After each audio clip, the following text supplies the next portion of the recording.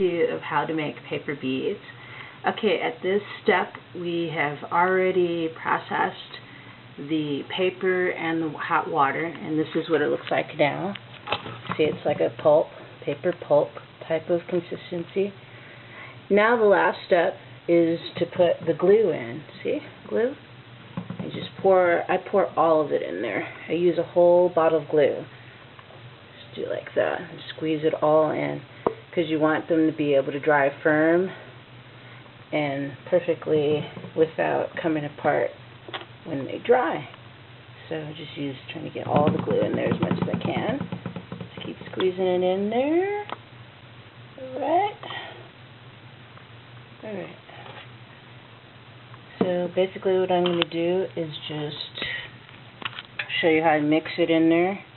Just do this, my hands. If you want to and you don't like the mess, you can use rubber gloves, latex gloves, whatever. I like doing it by hand. I like getting my hands dirty. But you want to keep on mixing it up until it's a good consistency. Alright, I said not if you use too much water you can put more paper in. That's true. Or you can also, as you're forming the beads, squeeze out the excess water. And as they dry, you can check on them and squeeze out the excess water in each bead as it goes. So, let's see if I can put some more of this glue in here to make it extra, I guess more sticky is what I'm going for. In there. And sometimes if you put too much water in it and don't have enough glue, it won't be quite the consistency you want. Here's a trick for that. If you run out of glue, use flour. Put some regular, I use the bleach flour because I don't cook with bleach flour, white flour. So what I like to use is, if I don't have enough glue, just pour some flour in there and add a little bit more water to it, and it will substitute for the glue, because it'll have a bonding effect with the paper, and you get what I'm talking about. Alright, so anyway, mix that up more.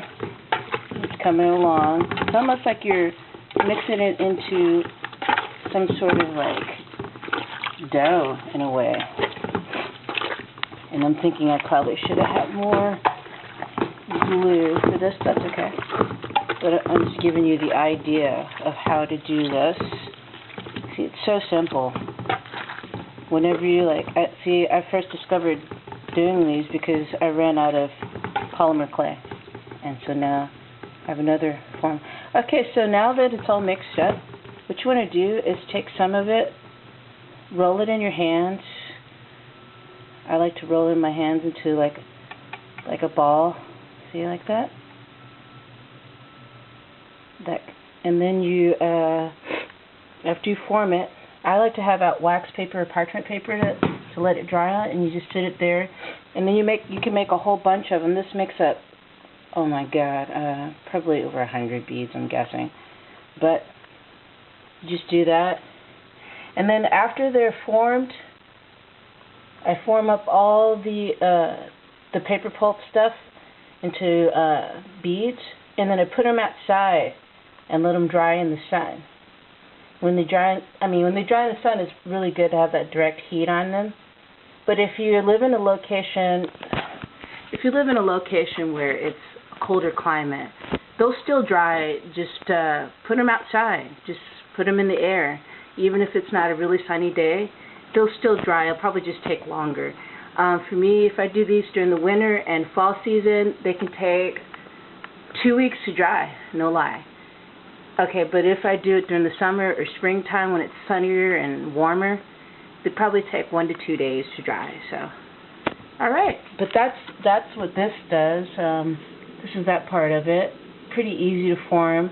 And next I'm going to show you what it looks like when it's dry and how to drill a hole through them. Alright, stay tuned for that.